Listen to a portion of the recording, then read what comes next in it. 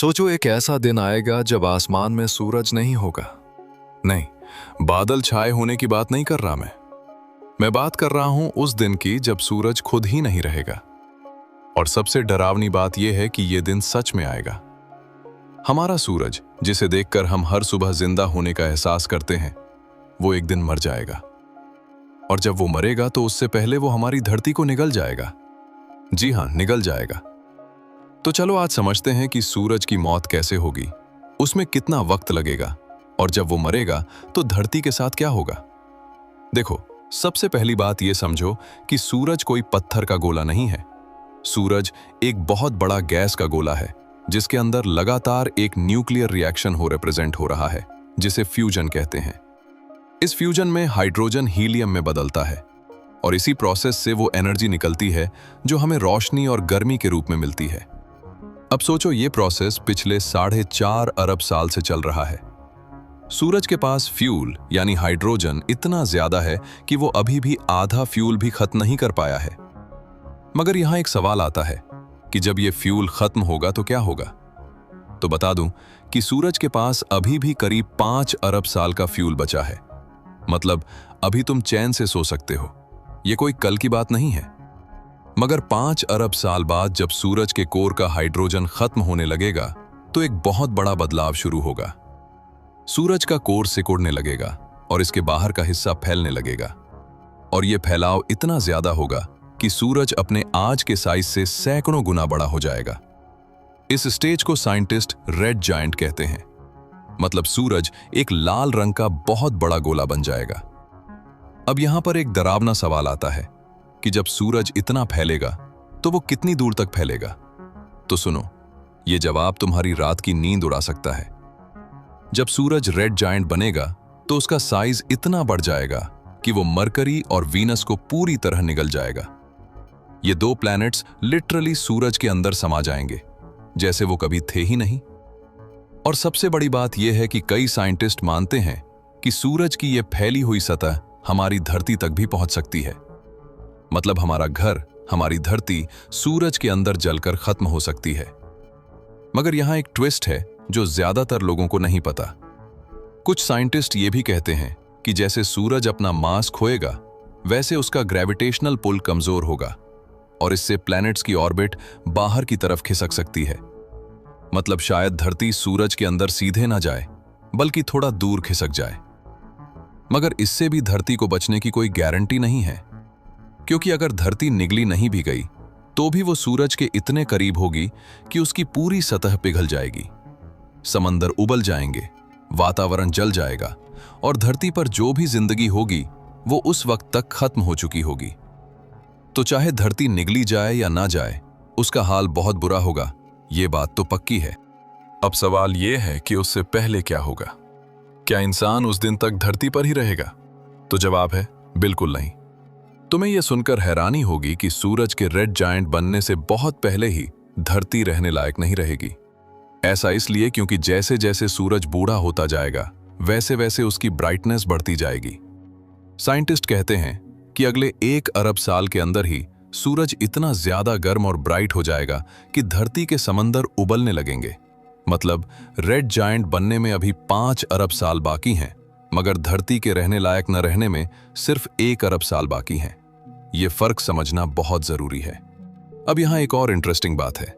सूरज की मौत कोई एक पल में होने वाली घटना नहीं है, बल्कि यह एक बहुत लंबा प्रोसेस है जिसमें कई स्टेज आती हैं। रेड जायंट बनने के बाद सूरज अपना बाहरी हिस्सा धीरे धीरे स्पेस में फेंकना शुरू करेगा। यह गैस और धूल का एक बहुत खूबसूरत बादल बनाएगी, जिसे साइंटिस्ट प्लैनेटरी नेबुला कहते हैं। अगर तुमने कभी टेलीस्कोप से ली गई कोई रंग बिरंगी नेबुला की फोटो देखी है तो समझ लो कि वो किसी मरते हुए सूरज जैसे स्टार की ही तस्वीर है। ये बहुत अजीब बात है कि जो चीज मौत की निशानी है, वो यूनिवर्स की सबसे खूबसूरत चीजों में से एक होती है। इस पूरे प्रोसेस के बाद जो सूरज का बचा हुआ कोर रहेगा, वो बहुत छोटा और बहुत डेंस हो जाएगा। इस बचे हुए कोर को साइंटिस्ट व्हाइट ड्वार्फ कहते हैं। अब ये व्हाइट ड्वार्फ साइज में धरती जैसा छोटा होगा, मगर इसका मास सूरज जैसा ही होगा।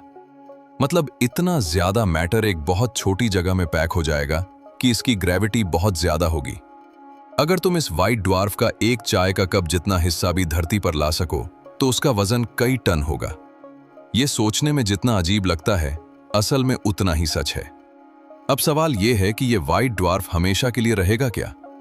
तो हां, लगभग हमेशा के लिए। व्हाइट ड्वार्फ के अंदर कोई फ्यूजन रिएक्शन नहीं होता, इसलिए वो धीरे धीरे ठंडा होता जाएगा। यह प्रोसेस इतना स्लो है कि इसमें खरबों साल लग जाएंगे, जो हमारे यूनिवर्स की उम्र से भी कहीं ज्यादा है। मतलब हमारा यूनिवर्स अभी जितना पुराना है, उससे कहीं ज्यादा वक्त लगेगा सूरज को पूरी तरह ठंडा होने में। तब जाकर वो एक ब्लैक ड्वार्फ बनेगा, जो बस एक ठंडा अंधेरा गोला होगा जो स्पेस में तैरता रहेगा। अब चलो इंसानों की बात करते हैं। क्या इंसान इस सब से बच सकते हैं? देखो, सच ये है कि अगर इंसान उस वक्त तक धरती पर ही रह गए तो बचना नामुमकिन होगा। मगर 1 अरब साल का वक्त बहुत लंबा वक्त है। सोचो, इंसान सिर्फ कुछ लाख साल पुरानी स्पीशीज है और हमने सिर्फ कुछ दशकों में स्पेस में जाना शुरू किया है। अगर हम इतनी तेजी से आगे बढ़ रहे हैं तो 1 अरब साल में हमारी टेक्नोलॉजी कहां पहुंच सकती है, इसका अंदाजा लगाना भी मुश्किल है। यही वजह है कि बहुत सारे साइंटिस्ट और विजनरीज ये कह रहे हैं कि इंसानों को मल्टी प्लैनेटरी स्पीशीज बनना ही होगा। मतलब हमें मार्स जैसे दूसरे प्लैनेट्स पर भी कॉलोनी बनानी होगी और शायद सोलर सिस्टम से बाहर भी जाना होगा। ये कोई फिजूल का सपना नहीं है, बल्कि ये हमारी स्पीशीज की लॉन्ग टर्म सर्वाइवल का सवाल है। अगर हम सिर्फ धरती पर ही निर्भर रहे तो एक दिन हमारी पूरी सभ्यता खत्म हो जाएगी, चाहे वो सूरज की वजह से हो या किसी और कॉस्मिक डिजास्टर की वजह से। अब यहां एक फिलोसॉफिकल सवाल आता है जो मेरे दिमाग में बहुत बार आता है।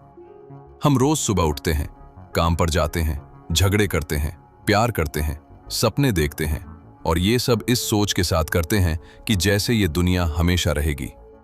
मगर सच ये है कि कुछ भी हमेशा के लिए नहीं है। सूरज जो हमें जिंदगी देता है, वही एक दिन हमारी मौत की वजह भी बन जाएगा। ये बात सुनने में डरावनी है, मगर इसमें एक अजीब सी खूबसूरती भी है।